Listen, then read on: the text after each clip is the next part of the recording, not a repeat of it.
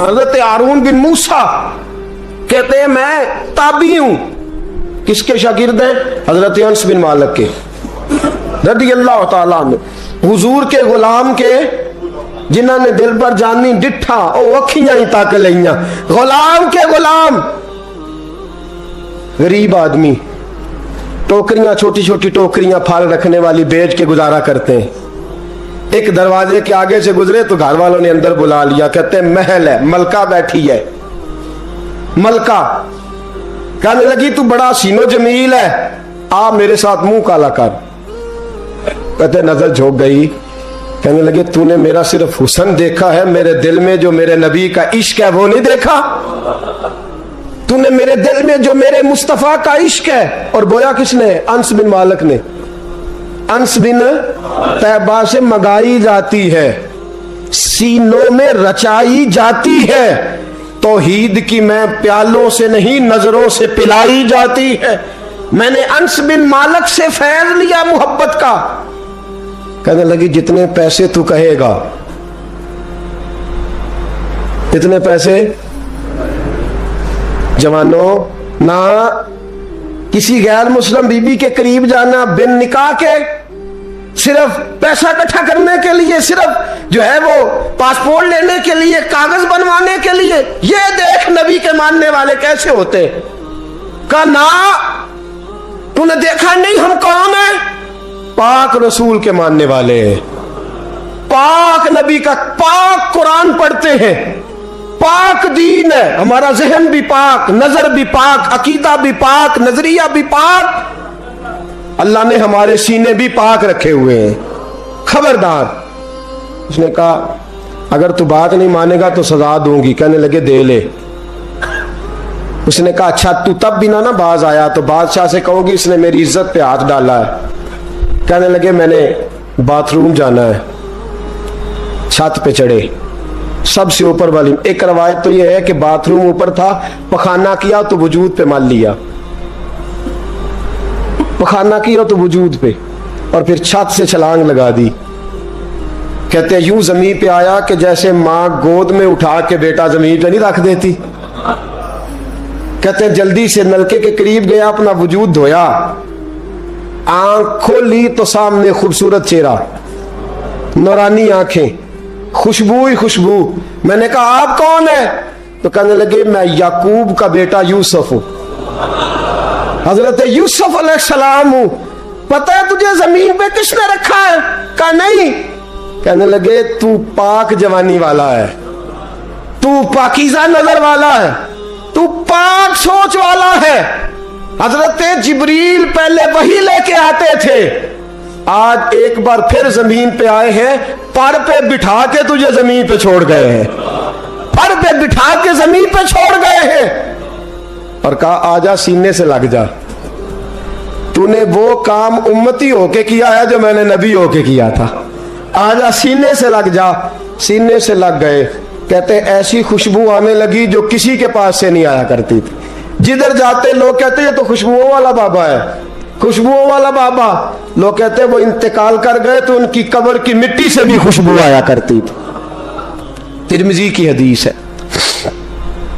किफल बनी इसराइल का एक आदमी, मेरे रसूल पाक सल्लल्लाहु अलैहि वसल्लम फरमाते हैं बड़े ऐब करता, इस बीबी से चक्कर, उस बीबी से चक्कर, इस बीबी से राबता, उससे राबता, बुराइयां इतनी कि हद हो गई, ये नफसानियत गालिब है उसके ऊपर। एक औरत आई, कहने लगी किफल बच्चे भूखे हैं, तू अमीर आदमी है, 60 दिनार चाहिए।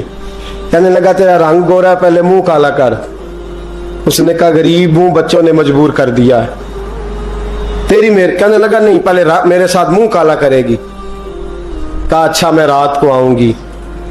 औरत रात को आई, किफल ने हाथ आगे बढ़ाया तो बीबी कांपने लगी।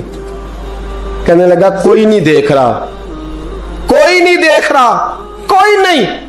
बीबी कहने लगी जरा अंदर की आंखें खोल, अल्लाह तो देख रहा है। अंदर की खोल ना, अल्लाह तो देख रहा है, तू कैसे कहता कोई नहीं देख रहा। बस दिल पे चोट आई, कांपा। 60 दिनार दिए, बीबी को वापस भेज दिया। आंखों में आंसू आए, कहने लगे या अल्लाह मौत दे दे। انتقال کر گیا. میرے رسول پاک کے لفظ ہے ترمذی میں, فرمایا سویرے دروازے پہ لکھا تھا قد غفر اللہ للکفل, لوگوں گواہ ہو جاؤ اللہ نے کفل کی بخشش فرما دی ہے, اللہ نے معاف. اگر وہ اتنے عیبوں کے بعد باز آ گیا تو معاف کر دیا. میرے دوست ہم بھی باز آ جائیں. جب جمعے کی نماز میں سر سجدے میں رکھے تو کہ یا اللہ امت کی ساری بیٹیاں میری بہنیں ہیں, یا اللہ ساری بہنیں میری بہنیں ہیں, اے اللہ میں جس کو دیکھوں گا بہن کی نظر سے دیکھوں گا, جس کو دیکھوں گا بیٹی کی نہیں. اور یاد رکھیں رسول پاک صلی اللہ علیہ وسلم نے فرمایا جس کو نماز میں مزہ نہیں آتا, ذکر میں مزہ نہیں آتا, وہ نظر پاک کر لے. اگر نظر پاک ہو گئی تو عبادت میں دل لگنے لگ جائے گا. حدیث ہے دل لگے گا. اور للطیبین للطیبات, اگر تو پاک رہے گا تو تیرا گھر بھی پاک رہے گا. اگر تو پاک ہے تو تیرا بستر بھی. قرآن کا فیصلہ ہے, میں نہیں کہا للخبیثین للخبیثات. اگر تو گندا ہے تو مت امید رکھنا کہ تیرے گھر میں پاکیزگی رہے گی. جیسی کرنی ویسی بھرنی پر بات آئندہ جمعے کروں گا, لیکن یہ اتنی سی بات یاد رکھے. فرمایا قرآن نے کہ پاک مردوں کے لیے پاک عورتیں ہوتی ہیں اور خبیث مردوں کے لیے. یہ قرآن کہہ رہا ہے, میں نہیں کہہ رہا, کوئی قول نقل نہیں کر رہا. گندے مرد اور ان کے لیے اور پاک مرد. اخلاق کی بات نہیں کی, اخلاق برے ہو سکتے ہیں عورت کے, کوئی کچھ بھی ہو سکتا ہے, لیکن اگر تو زندگی پاک گزارے گا تو تیرے گھر میں آنے والی بی بی اس حوالے سے وہ بھی بے حیا نہیں ہوگی, اس کا بھی کسی مرد سے چکر ہے. تو اگر تو پاک عورت اور اپنے بچوں کو پاک ماں دینا چاہتا ہے تو پاک ہو جا. یہ قرآن نے کہا ہے. ملا رومی کہتے ہیں ایک شخص تھا بڑا نیک آدمی, سونار کا کام کرتا تھا, بڑا نیک اور بڑا لوگوں کا غریبوں کا خیال رکھنے والا. چھوٹا سا بچہ اس نے اٹھایا, بیچارہ لاوارث تھا, گھر لایا, پالا. اس کی بیوی نے ماں بن کے بچے کو پالا, جوان ہو گیا. وہ سونار کہتا ہے زندگی بھر نظر خراب نہیں ہوئی, پتہ نہیں کیا جرم ہوا, بڑھاپے میں عورت کے ہاتھ میں چوڑی ڈالنے لگا تو اس کی نرم و نازک خوبصورت کلائی نے مجھے مائل کیا, شہوت کے ساتھ ہاتھ رکھا, بس ہاتھ رکھا, گھر گیا تو بیوی دروازے پہ کھڑی ہے. میں نے کہا کیا ہوا؟ دروازے پہ کھڑی ہے. کہنے لگی سچ بتا تو نے آج کوئی گناہ کیا ہے, سچ بتا تو نے کوئی جرم کیا ہے. میں نے کہا کیا ہوا؟ کہنے لگی وہ بچہ جسے میں نے ماں بن کے پالا ہے, آج اس نے گندی نظر سے میرا ہاتھ پکڑ لیا تھا. میں نے تو اسے کہا کہ تو میرا بیٹا ہے تو میرا ہاتھ, تو نے کیا جرم کیا ہے؟ وہ چک سجدے میں گر گیا. کہنے لگا اللہ میری بچیوں کی حفاظت کر لے, اللہ آج کے بعد یہ جرم نہیں کرتا, میری بیوی کی حفاظت فرما, میرے گھر کو سنبھال, آج کے بعد نہیں کرتا. ابھی دعا کر کے اٹھا نہیں کہ وہ نوکر غلام وہ لے پالک بچہ پیچھے کھڑا ہو گیا.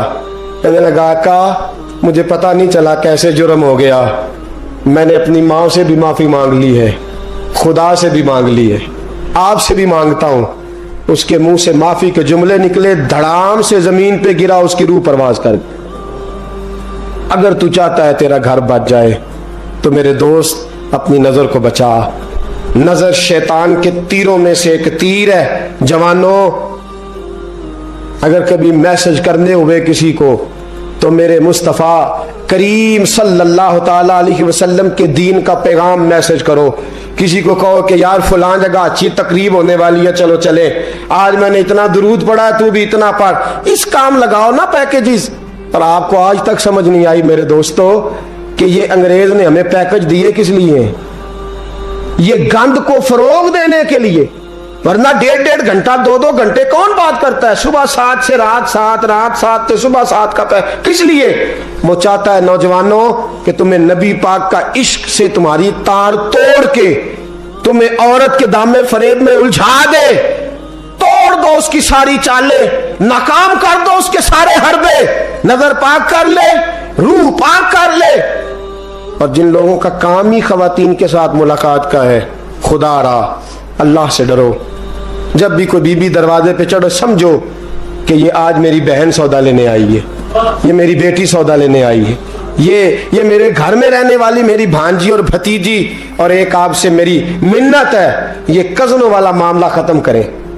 اگر بھائی ناراض ہوتا ہے تو کوئی حرج نہیں، خالہ ناراض، اسے کہو کزن تو کزن سے میں نے دیکھا ہاتھ ملا رہے لڑکے لڑکیاں، اور یہ بھی خدا را دقیانوسی، اصل دقیانوسی یہ ہے تو میرے چھوٹے بھائی کے کپڑے ہی نہیں دھو کے دیتی۔ نبی کریم علیہ السلام نے فرمایا دیور زہر ہے، زہر، اور زہر کے بارے میں تو کہتا ہے اس کے کپڑے دھو، اس کے جوتے پالش کر۔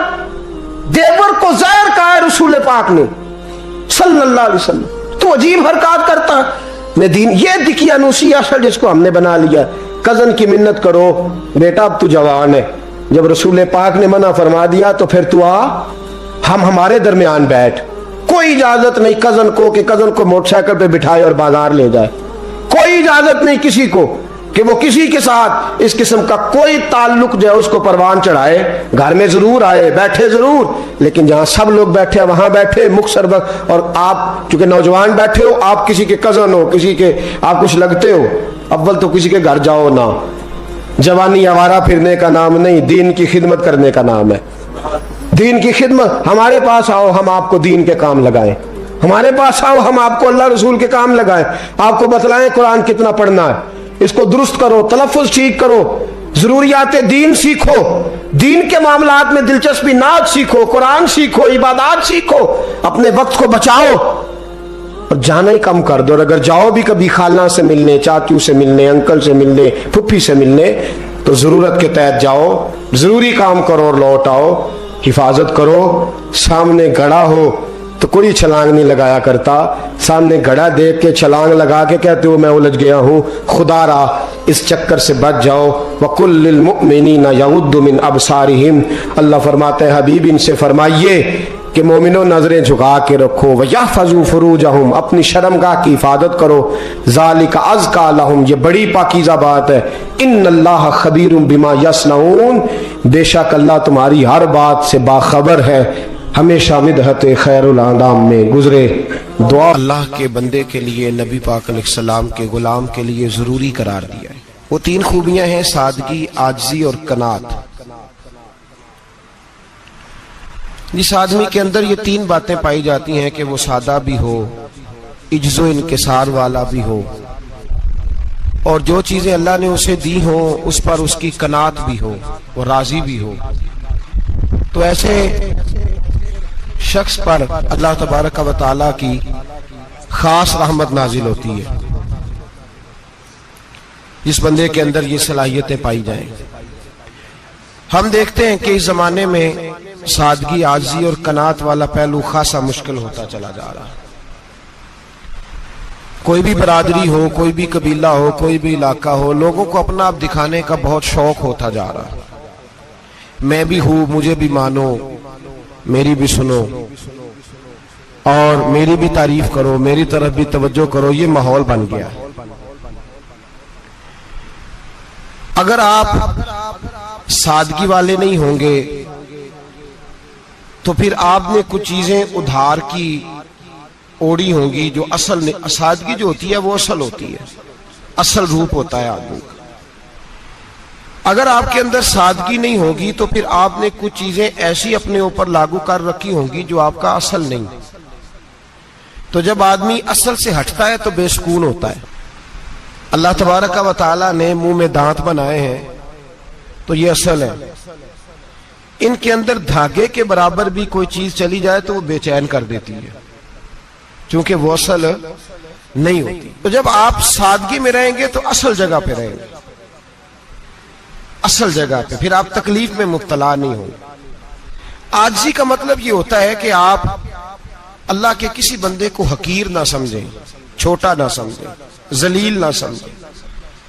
ایک ہوتی ہے احساس کمتری، کہ سمجھنا کہ میں مالی طور پہ میرے پلے کوئی شے نہیں ہے، دیکھو کتنا، یہ احساس کمتری ہے۔ عاجزی یہ ہوتی ہے کہ یہ نہ سمجھ لے بندہ کہ میرے اندر صلاحیت زیادہ ہے، یہ کمی ہے، یہ چھوٹا ہے، یہ نکما ہے، یہ بالکل گناہگار ہے، یہ تکبر ہے۔ عاجزی سے رہیں، اللہ کے ہر بندے کو اپنے سے افضل سمجھیں، عاجزی کے ساتھ رہیں۔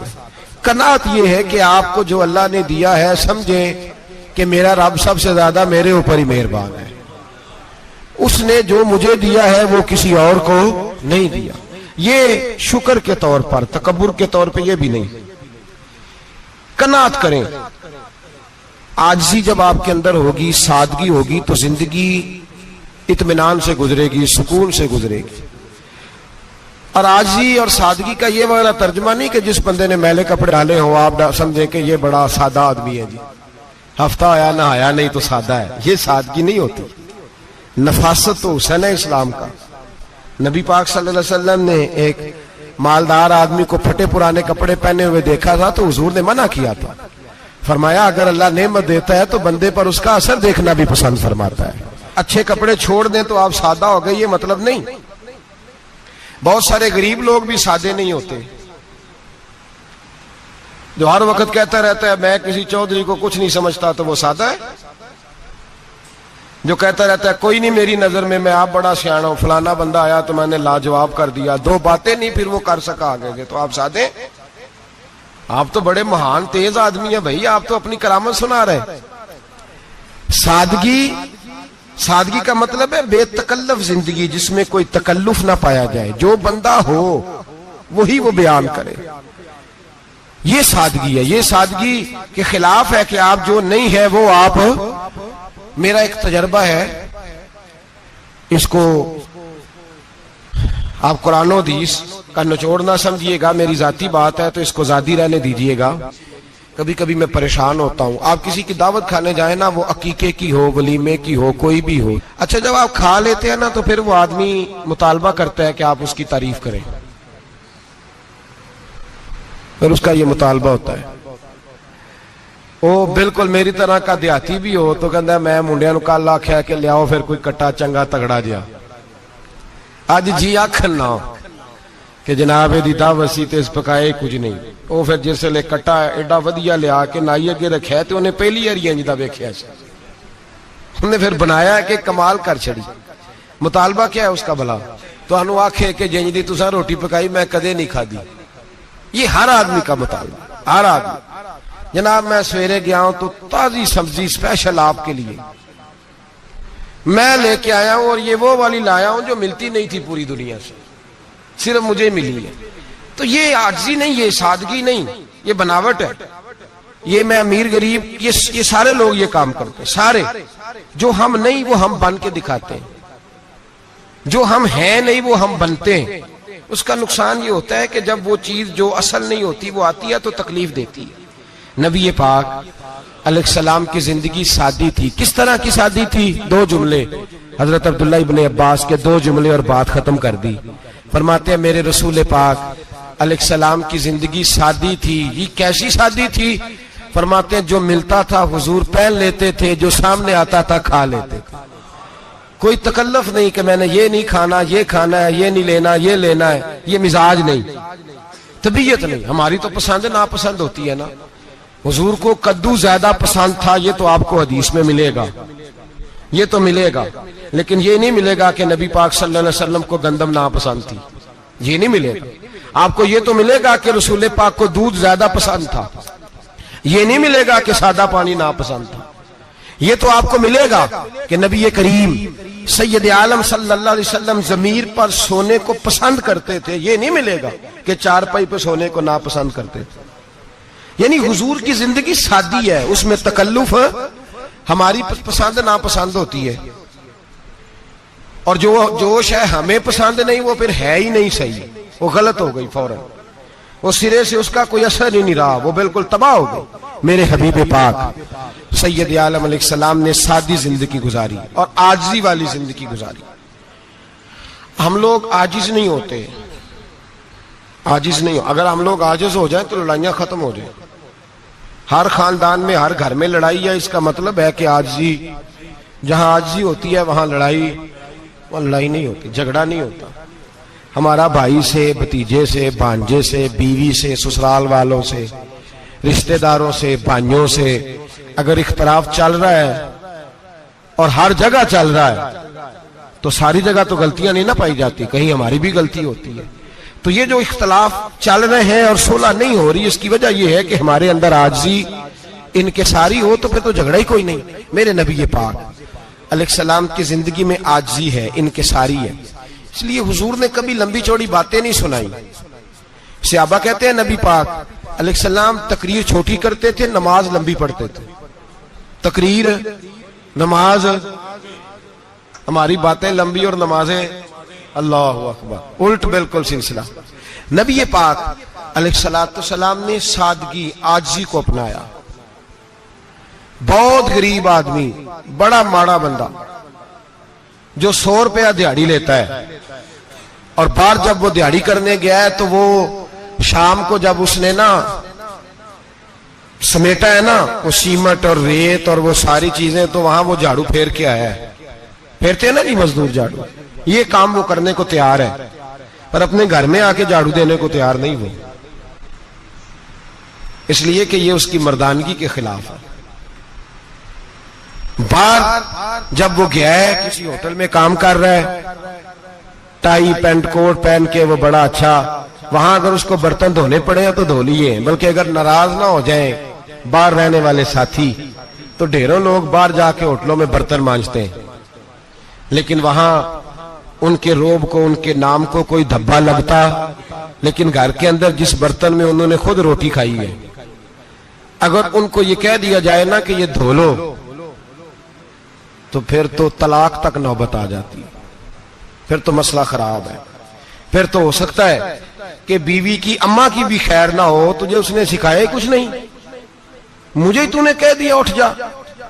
یہ ہمارا حال ہے، اور ہے ہم سارے عاجز مسکین، ہے ہم سارے ماڑے غریب، یہ سارا اپنی جگہ طے، لیکن جہاں ڈٹنا ہے، بلکہ یوں سمجھ لیں کہ جہاں روب نہ چلا وہاں مسکین ہو گئے، اور جہاں چل گیا اور بادشاہ ہو گئے۔ میرے رسول پاک سید عالم علیہ السلام کا اسوہ نور سنو، سیدہ طیبہ طاہرہ حضرت عائشہ صدیقہ رضی اللہ تعالیٰ عنہ فرماتے ہیں، حضور گھر میں آتے، اگر گھر کے اندر جھاڑو دینے والا ہے تو مصطفیٰ نے اٹھا کے کام کرنا شروع کر دیا ہے۔ یہ معمولی بات نہیں، اگر حضرت فاطمہ زہرا کی چکی پیسنے کے لیے فرشتے آ سکتے ہیں تو رسول پاک کے گھر کا کام کرنے کے لیے بھی آ سکتے ہیں۔ لیکن میرے نبی پاک صلی اللہ علیہ وسلم گھر میں اپنے کپڑے دھو لیتے، پھٹ جاتے تو حضور سی لیتے، یہاں تک کہ حضرت عائشہ فرماتی ہے ایک دن حضور نے کہا کھانا پکاؤ، تو میں نے کہا کنیز آٹا گوندھ رہی ہے۔ نبی پاک نے معلومات کی تو پتہ چلا کہ وہ کنیز تو جا چکی، بیمار تھی۔ فرماتی ہیں حضور نے اپنے دستے مبارک سے آٹا گوندھا، نبی پاک نے گوندا، نبی پاک نے لگے جو مزدور شاہ ایسا، نہ دھن نہ دولت سربراہ ایسا، عرش نشیں کا زمین پہ گھر ہے، میرا پیغمبر عظیم تر ہے۔ نبی پاک نے آٹا گوندا اور آٹا گوند کے فرمایا عائشہ آؤ روٹی پکا دو، میں نے آٹا گوند دیا ہے۔ او بھائی میں بہت بڑا نواب ہوں میں عاجز مسکین، لوگوں کی میں کمیاں کوتاہیاں سناتا ہوں، لیکن اگر ذرا سا بھی ہاتھ ہلانا پڑے تو اس وقت نہ جہاں روب چلتا ہے وہاں تو چلانا چاہیے نا۔ جتنا ہمارا دبدبہ بنتا ہے، عاجزی، انکساری، یہ انسان کو سنوارتی ہے، یہ اس کو سکون دیتی ہے، یہ اس کے اندر پیدا کرتی ہے وہ چیز جو اسے اللہ کے قریب کرتی ہے۔ اگر آپ بڑے ہیں تو پھر آپ بڑے ہی رہ جائیں گے، بن کچھ نہیں سکیں گے۔ اگر آپ میں تکبر ہے تو پھر انا کا بت قائم ہو جائے گا، بن کچھ نہیں سکیں گے آپ۔ ہر آدمی کو اپنا آپ دکھانے کا شوق ہے، بنانے کا شوق ہے، شہرت، نام بری، اپنے آپ کو ظاہر کرنا، بتانا۔ 1,44,000 صحابہ تھے میرے رسول پاک کے، سارے کہیے صلی اللہ علیہ وسلم۔ جب حضور کا نام سنے تو درود پاک پڑھا کریں، صلی اللہ تعالی علیہ وسلم۔ 1,44,000 صحابہ تھے، کام کر گئے، کسی نے نام نہیں بنایا، کام کیا۔ شاید چند 100 کے نام کتابوں میں ملتے ہوں، باقیوں نے کام کیا، نام پر توجہ ہی نہیں۔ اور کچھ ایسے بھی تھے جو آئے نہیں، بات مانی ہے میرے نبی پاک کی، حضرت ویسے کرنی رضی اللہ، تشریف نہیں لائے، گھر رہ کے بھی حضور کی بات مانی ہے۔ ماں کی خدمت کرو، نہیں آئے، خدمت کری، تشریف نہیں لائے، گھر رہ کے بات مانی۔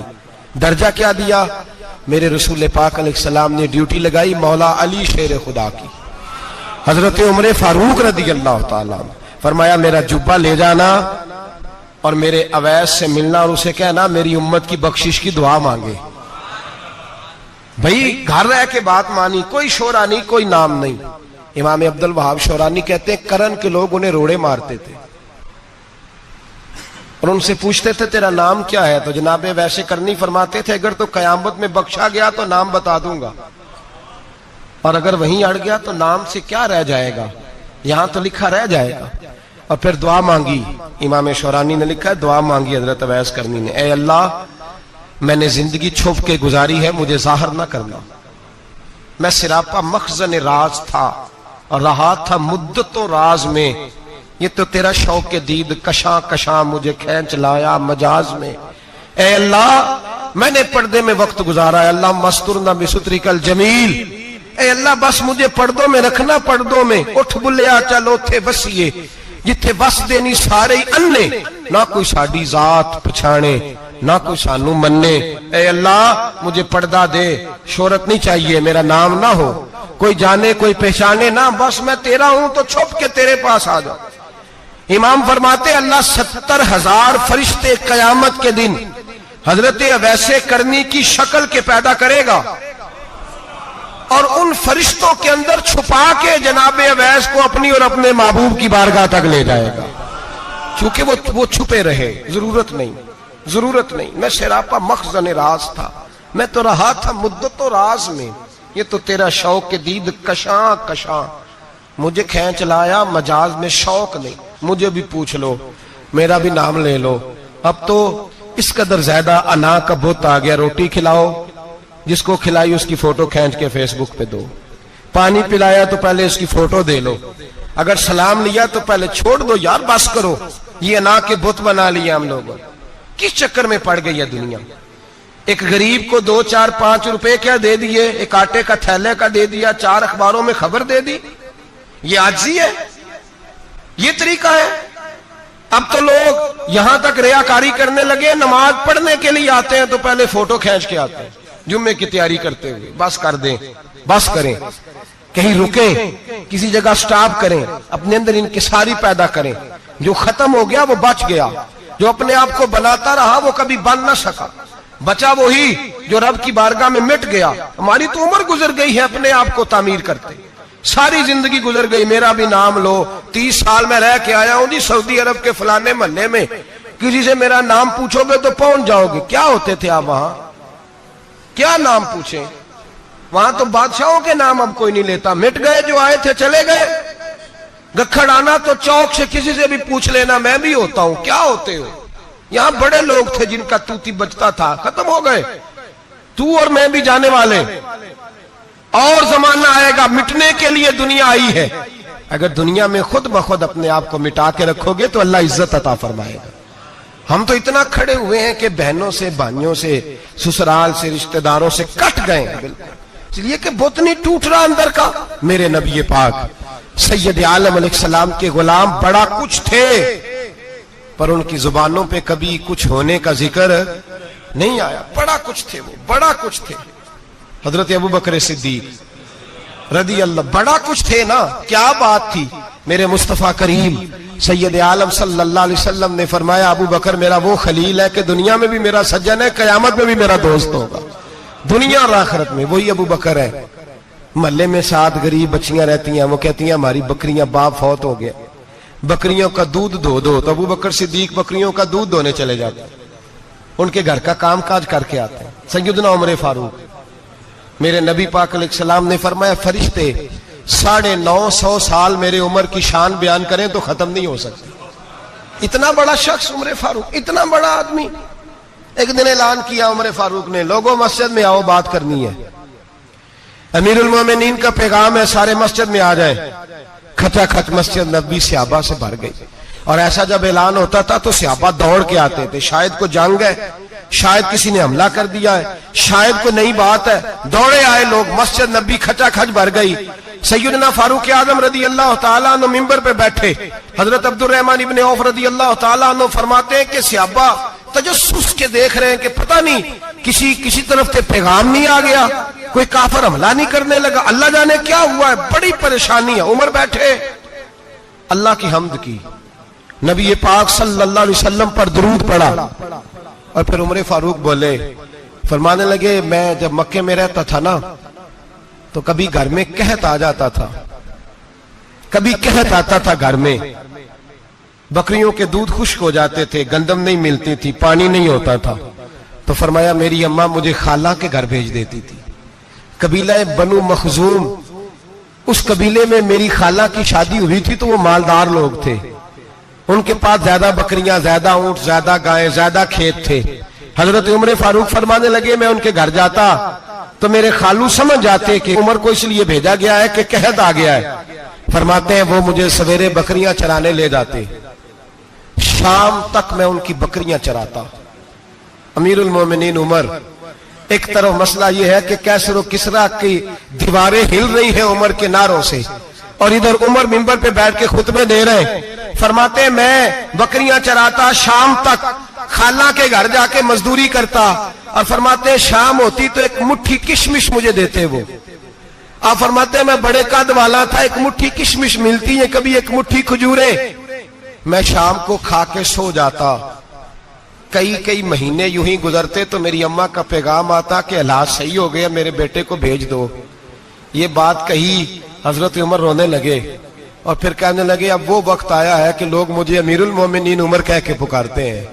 بس یہ دو باتیں کی، عمر نے کہا چلو ظہر کا وقت ہو گیا، اذان پڑھو، اٹھو نماز پڑھے، اٹھو۔ اذان ہوئی، اقامت ہوئی، جناب عمر نے نماز پڑھائی، لوگ چلے گئے تو سیدنا عبد الرحمن ابن عوف یارانہ تھا جناب عمر سے، بازو پکڑ کے کہنے لگے عمر سیاڑا بندہ یار تو یہ دو باتیں سنانے کے لیے اتنا مجمع اکٹھا کیا تھا، یہ دو باتیں کہنے کے لیے کہ میں خالہ کے گھر جا کے مزدوری کرتا تھا تو ایک مٹھی کشمش ملتی تھی، ایک مٹھی کھجوریں، یہ کہنے کے لیے کہ میں بکریاں چرایا کرتا تھا۔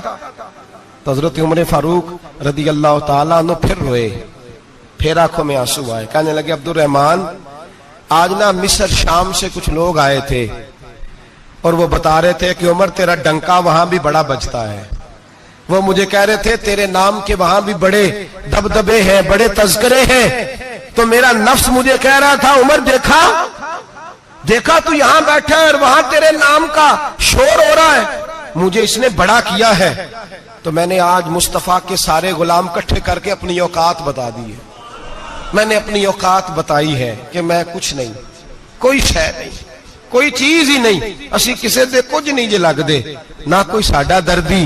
میں نے بتایا ہے کہ میں تو کسی کے بکریاں چرا کے ایک مٹھی کشمش لے کے گزارا کیا کرتا تھا۔ گزارا مجھے میرے کچھ ساتھی نا لے گئے گجرانوالا سردیوں کے موسم میں، مجھے کہنے لگے سویٹر پسند کر لیں اپنی مرضی کا، تو میں نے کہا یار مجھے تو وہی مزہ آتا ہے جو میری اماں کروشیے سے بنایا کرتی تھی، وہی وہ پہلے ابا پہنتے تھے، پھر وہی سویٹر بڑا بھائی پہنتا تھا، پھر ہمارے کھاتے میں آ گیا، اور پھر اس کی تعریفیں ہوتی تھی غربت چھپانے کے لیے، اس کی تعریفیں ہوتی تھی بڑی محنت سے بنا ہے جی، کیا بات ہے، بڑا گرم ہے، تو اب چھوٹے بھائی کو دے دیا جائے۔ ہم نے کہا وہی زمانہ دیکھا ہے، وہی رنگ دیکھا ہوا ہے، اور اس پر فخر ہے۔ اب تو لوگ جب کچھ ہو جاتا ہے نا، دو چار لوگ جاننے لگتے ہیں تو لوگ فٹافٹ دعویٰ کر دیتے ہیں خاندانی رئیس اعظم ہو، بڑی بات ہے، ایسی کوئی بات نہیں۔ جس کو اپنا آپ یاد رہتا ہے اسے خدا بھی یاد رہتا ہے، جسے اپنا آپ یاد رہتا ہے اسے رسول اللہ بھی یاد رہتے ہیں، جسے اپنا آپ یاد رہتا ہے اس کی نظر میں دوسرے لوگ بھی کچھ ہوتے ہیں۔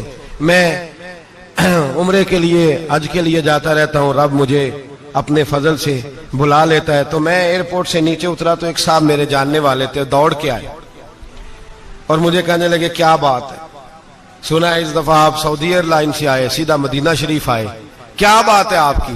اور میں نے کہا صاحب چھوڑ دیں، میں بھی جب پہلی دفعہ آیا تھا تو میں بھی بڑا گور گور کے ایئرپورٹ دیکھتا تھا، میں نے کبھی دیکھا جو نہیں تھا، میں بڑا گور گور کے دیکھتا تھا، کوئی ایسی بات نہیں ہے، یہ نظام قدرت ہے، بادشاہ کے فیصلے ہیں، وہ جب چاہتا ہے جس طرح کے چاہتا ہے فیصلے فرما لیتا ہے، تو یہ اس کے فیصلوں کی بات ہے۔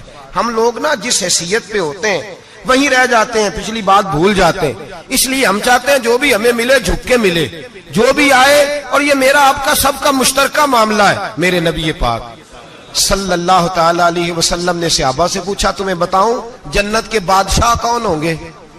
جنت کے عام لوگ نہیں، جنت کے، بولیے گا ذرا، جنت کے اللہ بادشاہ. جنت میں تو جانا بڑی بات ہے، اور حضور جنت کا بھی بادشاہ. ابن ماجہ میں لفظ ہے. تمہیں پتہ ہے جنت کے بادشاہ کون ہوں گے؟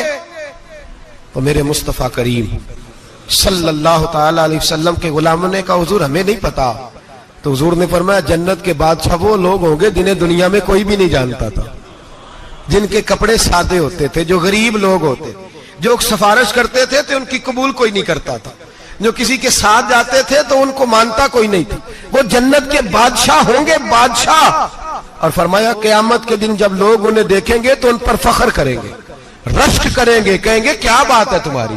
یہاں تو شوق ہی بڑا ہے. غریبوں نے بھی پوسٹر بنائے ہوئے ہیں، ڈاکوؤں، لٹیروں، چوروں کی تصویروں کے ساتھ لگوائے ہوئے، اپنے آپ کو بڑا کرنے کے لیے. آج اختیار کریں، آج اختیار کریں، اپنے آپ کو مٹانے کی کوشش کریں. رب کریم کے بندے آگے بڑھ بڑھ کے اپنا آپ دکھاتے نہیں. بڑا شوق ہے، پہلے فوٹو کھچا لو، باقی باتیں بعد میں ہوں گی. پہلے ویڈیو بنا لو، باقی کچھ اور بعد میں ہوگا.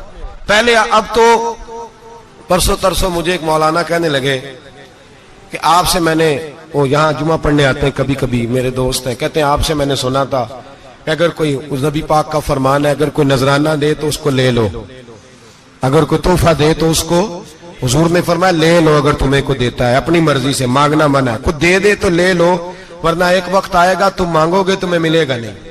جب کو دے دے تو لے لو. کہنے لگے آپ نے کہا تھا کو دے دے، تو اس وقت سے میں کوئی سوٹ دیتا ہے مجھے میری مسجد کا نمازی تو میں لے لیتا ہوں، کوئی مجھے کوئی اور شے دیتا ہے تو میں آپ سے سن کے. تو اگر میری مسجد کا نمازی سوٹ پکڑاتے ساتھ فوٹو بھی کھینچے تو پھر میرے لیے کیا حکم ہے؟ وہ خوشبو کی ڈبی دیتے ہوئے ساتھ فوٹو بھی کھینچے، پھر میرے لیے کیا حکم ہے؟ کہنے لگے رمضان میں یہ حال ہوا ہے کہ لوگ کپڑے دے رہے تھے اور فوٹو کھینچ رہے تھے. کیا چکر ہے، کہاں چلے گیا؟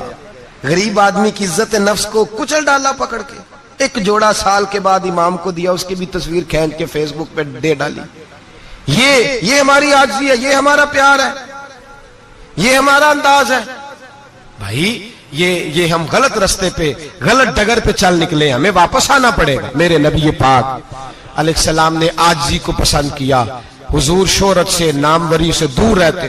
نبی پاک علیہ السلام نے عاجزی، انکساری اور سادگی اور قناعت ان کو اپنا کے رکھا، سینے سے لگا کے. یہ نہیں کہ مال نہیں آیا، بحرین سے لاکھوں دینار آئے حضور کے زمانہ ظاہری میں.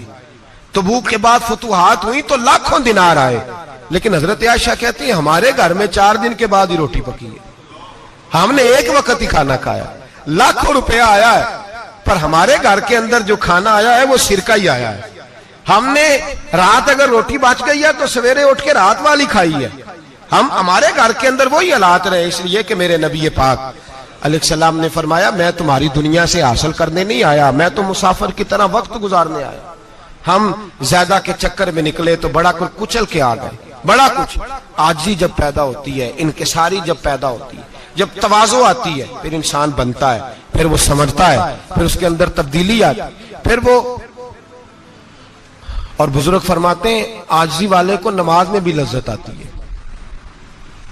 ورنہ تو کسی نے پوچھا تھا، ایک شاعر اسلام آباد میں رہتے تھے، تو ان سے کسی نے پوچھا کہ آپ کا شہر کس طرح کا ہے؟ انہوں نے کہا میرا اس شہر عداوت میں بسیرا ہے جہاں لوگ سجدوں میں بھی لوگوں کا برا سوچتے ہیں. میرا اس شہر عداوت میں بسیرا ہے جہاں لوگ سجدوں میں بھی لوگوں کا، نماز پڑھتے ہوئے کہتے ہیں دیکھو کتنی بو آ رہی ہے اس سے، کپڑے نہیں بدل کے آیا، نماز پڑھتے ہوئے بھی ساتھ والے کے بارے میں برا سوچ رہے. جب آجی سید احمد کبیر رفاعی رحمت اللہ تعالی علیہ، یہ سلسلہ رفاعیہ کے شیخ ہیں، اعلیٰ حضرت رحمت اللہ علیہ نے ان کی بڑی تعریف لکھی ہے فتاوی رضویہ میں. مصر کے اندر سلسلہ رفاعیہ اور شاذلیہ بہت سارے لوگ اس سلسلے میں مرید ہیں. سید احمد کبیر رفاعی اتنے بڑے صوفی تھے کہ میرے مصطفیٰ کریم صلی اللہ علیہ وسلم کے روضے پر حاضری دینے گئے. نبی پاک کی بارگاہ میں ہاتھ دعا کرے اللہ ہم سب کو وہاں حاضری نصیب فرمائے، اللہ ہم سب کو بار بار یہ موقع عطا فرمائے. سید احمد کبیر رفاعی حاضری دینے گئے تو جب نبی پاک کے گنبد پہ پہنچے تو کہنے لگے یا رسول اللہ میں قبر دیکھنے نہیں آیا، میں تو دیدار کرنے آیا. حضور یہ تو زیارت میں کرتا رہتا تھا، دیدار کرنے آیا. یہ کہہ کے رونے لگے. اتنی دیر روئے کہ میرے مصطفیٰ کریم نے اپنا دست مبارک قبر سے باہر نکال دیا. ہاتھ مبارک باہر آیا اور 10,000 لوگوں نے دیکھا. کتنے لوگوں نے؟ اب یہاں بھی لوگوں کو شک ہوگا جی کیسے باہر آیا، تو بخاری سنا دیتا ہوں، مسئلہ ذرا حل ہو جائے. مسجد نبی کی تعمیر ہو رہی تھی. تعمیر تو کہتے ہیں کہ دیوار نہیں، تعمیر کرتے وقت نا ایک دیوار گری. یہ بخاری کے لفظ ہے. دیوار گری تو ایک پیر باہر آ گیا. پیر کو دیکھا تو کہتے ہیں ہاتھ رکھتے تھے تو اس میں بالکل ایسے تھا جیسے خون سائیڈوں پہ ہو گیا، بالکل زندہ. شور ہو گیا کہ یہ نبی پاک کا قدم مبارک ہے، حضور کا. بہت سارے لوگ کٹھے ہوئے، علماء کو بلایا، پیر دیکھا تو کہنے لگے نبی پاک کا نہیں، یہ تو سیدنا فاروق اعظم کا ہے. جب یہ کہا نا فاروق اعظم کا ہے تو پھر ایک شور اٹھا کہ یہ حال ہے ان کے غلاموں کا تو سرکار کا عالم کیا ہوگا. یہ حال ہے ان کے غلاموں کا تو پھر سرکار کا عالم. یہ بخاری ہے. تو زندہ ہے واللہ، تو زندہ ہے واللہ، میری چشم عالم سے چھپ جانے والا. سید احمد کبیر رفاعی اتنے بڑے، نبی پاک صلی اللہ علیہ وسلم نے دست مبارک باہر نکالا، 10,000 لوگوں نے دیکھا. کسی نے حضرت سید احمد کبیر رفاعی سے پوچھا کہ بابا اتنا بڑا درجہ، اتنا بڑا مقام کیسے ملا؟ تو بابا جی کہنے لگے زندگی میں کبھی کسی کو حقیر نہیں سمجھا، کسی کو کبھی حقیر، کبھی کسی کو اپنے سے کمتر نہیں سمجھا. تو اللہ نے دیکھے نا، اگر آپ نہیں سمجھیں گے تو اس کے لیے بھی آپ کو عنوان مل جائیں گے، اور اگر سمجھنا ہے اپنے آپ کو بڑا تو اس کے لیے بھی موقع مل جاتے ہیں. حضرت شفیق بلخی بہت بڑے صوفی بزرگ ہوئے پر نوجوان تھے، جوانی میں ہی اللہ نے بڑا مرتبہ دیا. حضرت عبداللہ بن مبارک بوڑھے تھے، دونوں ایک محفل میں اکٹھے ہوئے. اب بغداد سارا ماننے والا تھا اور دونوں کا ماننے والا تھا. آخر میں دعا بزرگ کرایا کرتے تھے محفل کے اختتام پر. حضرت شفیق بلخی جناب عبداللہ بن مبارک سے کہنے لگے آپ دعا کریں، آپ دعا کریں، آپ بزرگ ہیں. اب جس نے جو ماننا ہے اسے اس کے لیے عنوان بھی مل جائے گا. حضرت سیدنا عبداللہ بن مبارک کہنے لگے بیٹے تو دعا کر، تیری عمر تھوڑی ہے، تیرے گناہ بھی تھوڑے ہیں، تیری عمر تھوڑی ہے، تیرے گناہ بھی تھوڑے ہیں. تو سیدنا شفیق بلخی کہنے لگے نہیں حضور آپ دعا کریں، آپ کی عمر زیادہ ہے تو نیکیاں بھی تو زیادہ ہی ہے نا، نمازیں بھی تو آپ کی زیادہ ہے نا، روزے بھی تو زیادہ، رمضان بھی تو آپ کی عمر میں زیادہ ہے نا، آج بھی تو آپ نے زیادہ. اگر آپ نے کسی کو اپنے سے بڑا سمجھنا ہے تو عنوان آپ کو مل جائے، چھوٹا سمجھنا ہے تو اس کے لیے بھی عنوان آپ کو. بات تو یہ ہے کہ آپ کیا کرنا. اگر آپ کسی کو حقیر سمجھنا چاہتے ہیں تو بات ختم ہو گئی. سید احمد کبیر رفاعی فرماتے ہیں زندگی بھر کبھی کسی کو حقیر نہیں سمجھا. اللہ کی ساری مخلوق کی کیا بات ہے. اللہ قرآن میں کہتا ہے ان اللہ لا یستحی ان یضرب مثلا ما بعوضۃ فما فوقها. اللہ شرم نہیں کرتا کہ ایک مچھر کی مثال بیان کرے یا اس سے بھی کم تر. اللہ مچھر کی بات کرتا ہے اتنا بڑا ہو کے، وہ کہتا ہے میں کروں گا، میری مخلوق جو ہے میری مخلوق. تو حضرت احمد کبیر رفاعی فرمانے لگے میں نے کبھی کسی کو حقیر، بولیے کبھی کسی کو حقیر. ہم لوگوں کے پاس عنوان بڑے حقیر سمجھنے کے لیے، ہم سمجھ لیتے ہیں. امیر آدمی کہتا ہے غریب محنت کیوں نہیں کرتا، محنت کرے امیر ہو جائے گا. عنوان ہوا کہ نہ تنقید کرنے کا. 4 بچے ہیں کریں کمائی امیر ہو جائیں گے. اب وہ حقیر سمجھ رہا ہے غریب کو.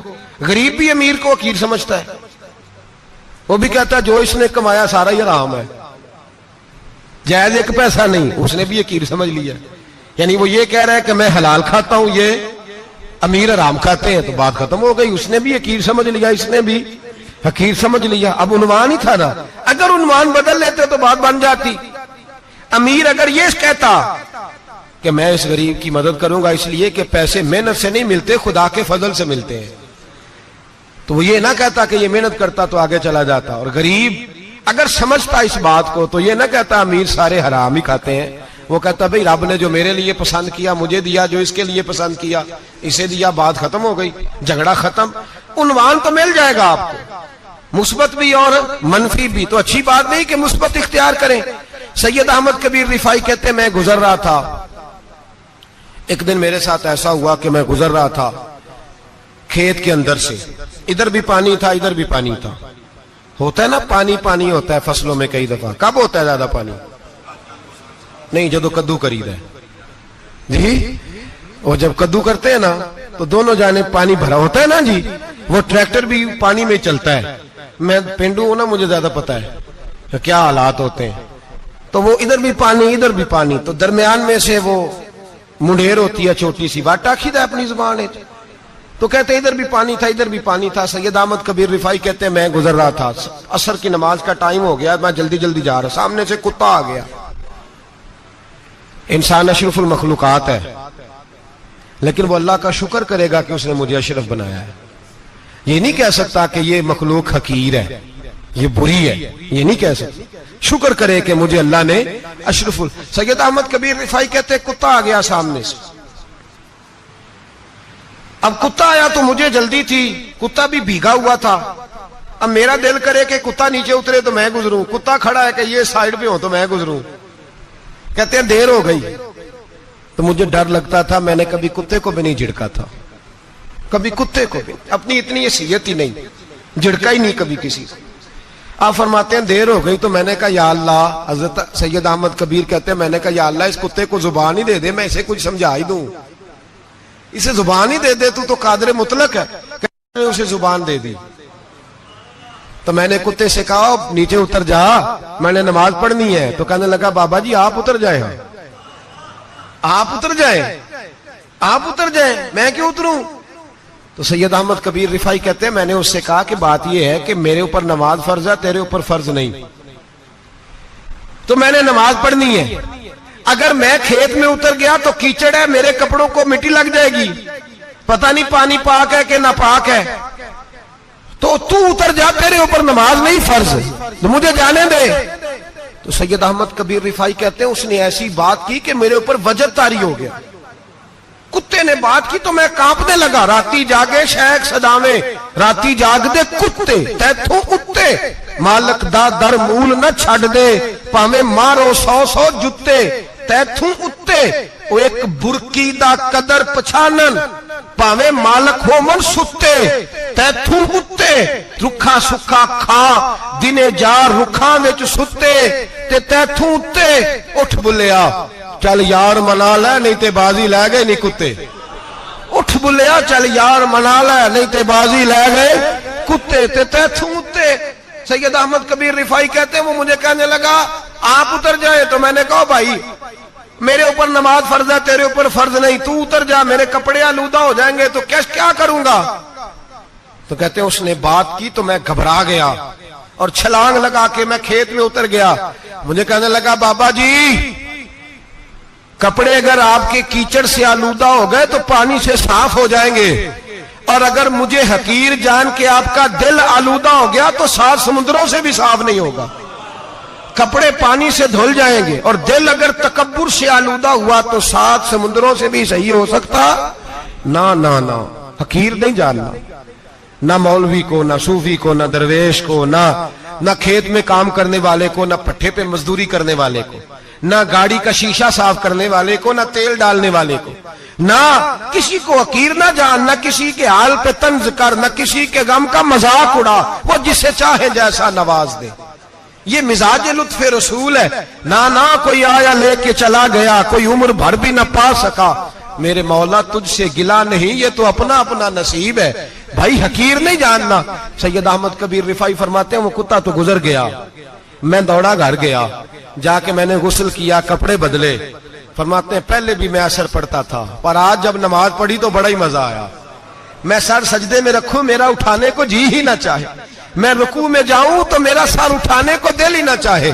میرا دل کرے آج مغرب لیٹ ہو جائے, آج سورج دیر سے غروب ہو, میں آج سارا دن اثر ہی پڑھتا رہوں. بھائی جب تو عاجزی والی پڑھتا ہے, جب تو انکساری والی پڑھتا ہے, جب تو حضرت سیدنا معاویہ بن خطیج رضی اللہ, حضرت معاویہ بن سفیان ہے, ایک معاویہ بن خطیج صحابی ہیں, وہ کہتے ہیں میں جنگ فتح کر کے آیا تو سخت گرمی کا موسم تھا, مجھے پتا تھا کہ عمر فاروق دوپہر کو آرام کر رہے ہوں گے. آپ فرماتے ہیں میں مسجد نبی میں بیٹھ گیا, ایک بچی جناب عمر کے گھر سے نکلی تو مجھے کہنے لگی معاویہ آپ کا نام ہے؟ میں نے کہا ہاں. اندر جا کے جناب عمر کو بتایا تو عمر دوڑے آئے, اور جب آئے تو سر پہ ٹوپی کوئی نہیں, پیروں میں جوتا کوئی نہیں. کہنے لگے میں تیرا انتظار کر رہا تھا, آج مجھے امید تھی تو آئے گا, تو نے بتایا کیوں نہیں؟ تو میں نے کہا حضور مجھے پتا ہے رات ساری آپ چہرے پہ کپڑا ڈال کے مدینے کی گلیوں میں رہتے ہیں, تو دوپہر کو آپ آرام کرتے ہوں گے, اس لیے میں نے کوشش کی کہ آپ کو بیدار نہ کروں, آپ آرام کر رہے ہوں گے, اس لیے یہ میں نے کوشش کی کہ میں بیٹھتا ہوں مسجد میں آرام کرتا ہوں, جب آپ آئیں گے تو دیکھی جائے گی. حضرت عمر فاروق نے جلال کیا, فرمایا تو مجھے غافل سمجھتا ہے کہ میں سو جاؤں گا؟ اور آپ فرمانے لگے میں قوم کا خادم ہوں, جس کی اتنی زیادہ رعایا ہو وہ سو جائے چپ کر کے, میں نے جواب نہیں دینا اللہ کی بارگاہ میں؟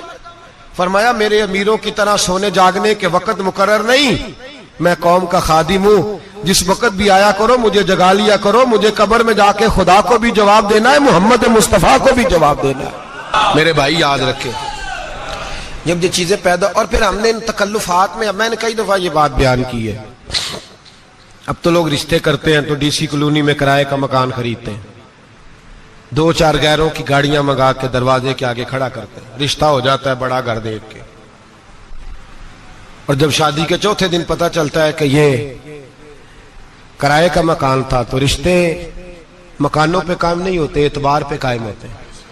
وہ اعتبار ٹوٹتا ہے تو زندگی بھر قائم نہیں ہوتا دوبارہ. جو آپ ہیں آپ وہی رہیں, جو آپ نہیں ہیں وہ کبھی بننے کی کوشش نہ کریں.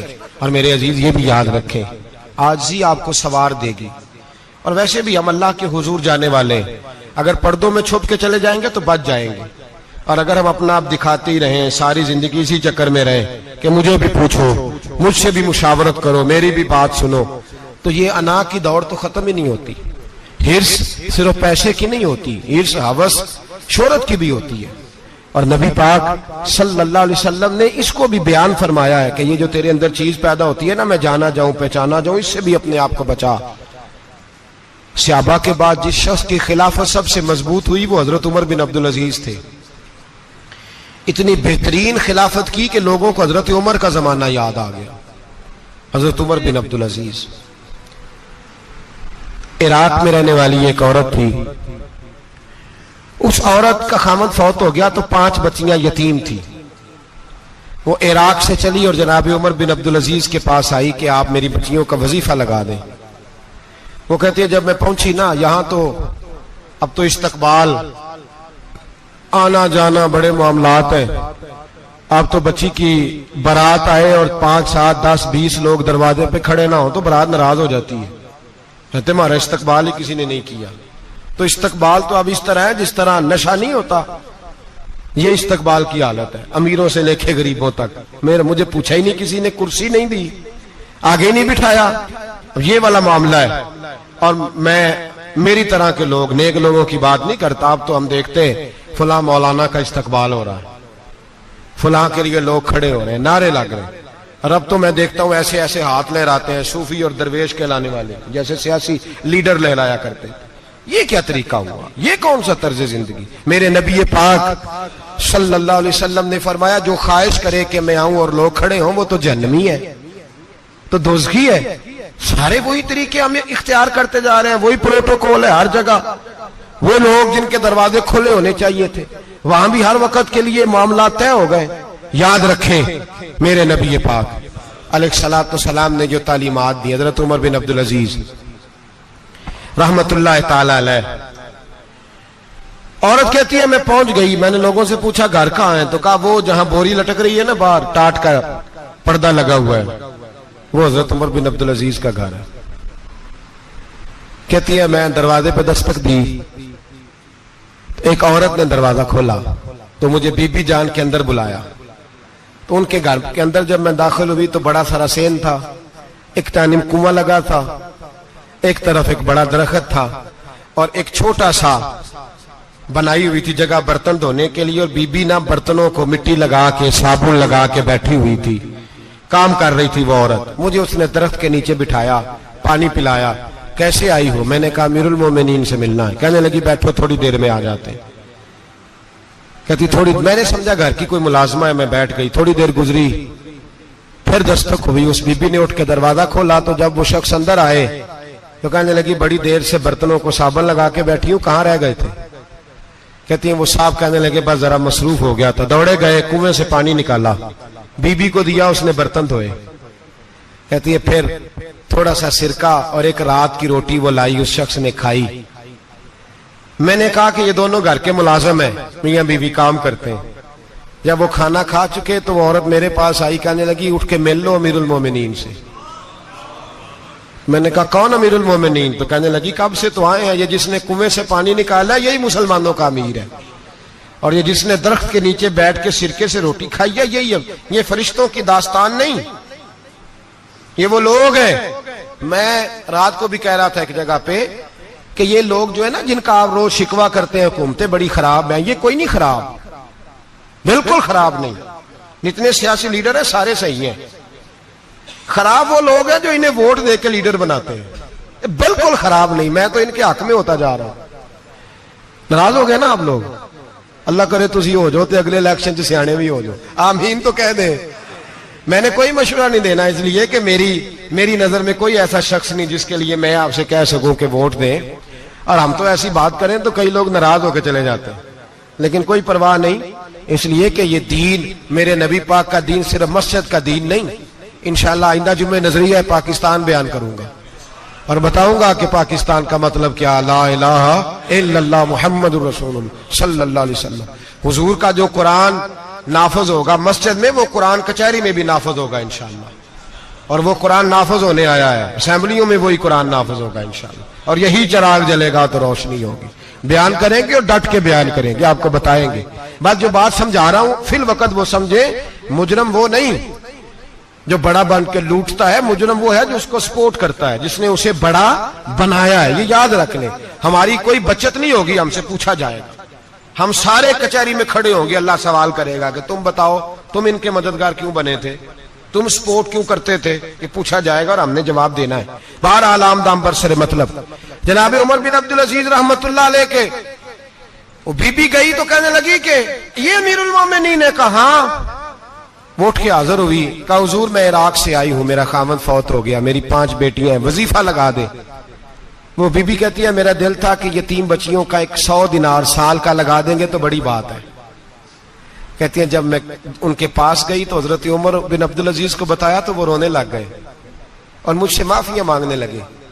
میں نے کہا حضور آپ کیوں معافی مانگتے ہیں؟ تو کہنے لگے اس لیے معافی مانگ رہا ہوں کہ تو میری رعایا میں تھی اور تیری 5 بچیاں یتیم تھی، تجھے خود چل کے آنا پڑا ہے، میرا کام تھا تیری خبر لیتا، معاف کر دے اللہ کی رضا کے لیے۔ انہوں نے وظیفہ لکھنا شروع کیا تو میری ایک بچی کا 1000 دینار سال کا لکھا۔ میں نے کہا اللہ تیرا شکر ہے۔ پھر دوسری بچی کا 1000 لکھا تو میں نے کہا اللہ تیرا شکر ہے۔ تیسری کا 1000، چوتھی میں نے کہا شکر ہے۔ جب چوتھی کا لکھا تو میں نے کہا اللہ آپ کا اقبال بلند کرے، اللہ آپ کو ہمیشہ اسی طرح پھلتا پھولتا رکھے۔ کہتے ہیں جناب عمر بن عبدالعزیز نے قلم رکھ دیا، فرمانے لگے میں 5ویں کا وظیفہ نہیں لکھوں گا، 4 بہنوں سے کہنا بانٹ کے اسے بھی دے دیں۔ کہا حضور کیوں؟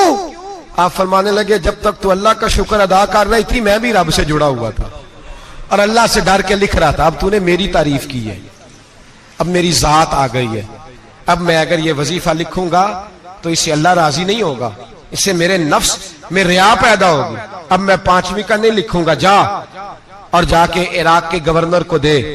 بی بی کہتی ہے میں گھوڑے پہ بیٹھی اور میں چند دنوں کے بعد عراق پہنچی۔ جب سویرے آ کے میں نے والی عراق کو رکا دیا تو وہ چیخ مار کے رویا۔ میں نے کہا کیا ہوا؟ تو کہنے لگا بی بی آج رات کو حضرت عمر بن عبدالعزیز کا انتقال ہو گیا ہے، فوت ہو گئے، تو انتقال کر گئے۔ کہتی میں بھی تڑپ کے روئی۔ میں نے کہا میری یتیم بچیوں کا کیا بنے گا؟ تو وہ گورنر کہنے لگا تیرے وظیفے جاری رہیں گے، تجھے ملتے رہیں گے۔ تو کہنے لگی کیسے؟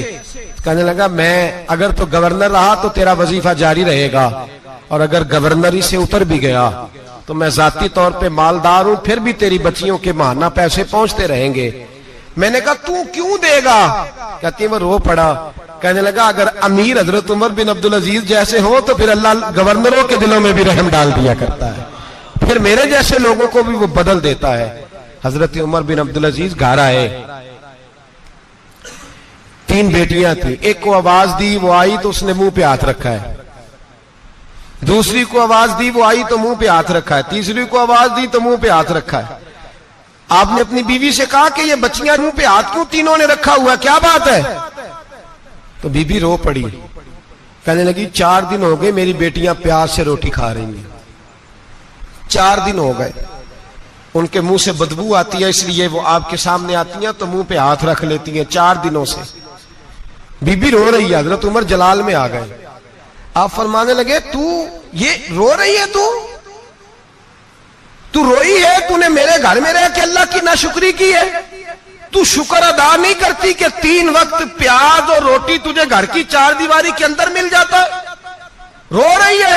میں آ میرے ساتھ باہر نکل, تجھے وہ لوگ دکھاؤں جو جھونپڑیوں میں رہتے ہیں اور مانگ کے کھاتے ہیں, آ تجھے دکھاؤں. اتنی ناشکری کہ گھر کے اندر پیاز پہنچ رہا ہے, روٹی پہنچ رہی ہے, اور تو کہتی ہے میری بیٹیاں پیاز سے کھاتی ہیں, شکر کر فاقے نہیں کاٹنے پڑے. پھر اگلے لفظ کہے تو رو پڑے. فرمانے لگے میں نے تو مصطفیٰ کے وہ حالات بھی سنے ہیں جس میں کئی دن بی بی فاطمہ نے فاقے کیے. تو گھر کے اندر پیاز پہنچ رہا ہے, تو ابھی بھی سادگی, عاجزی اور قناعت نعمت تھی ان لوگوں کی.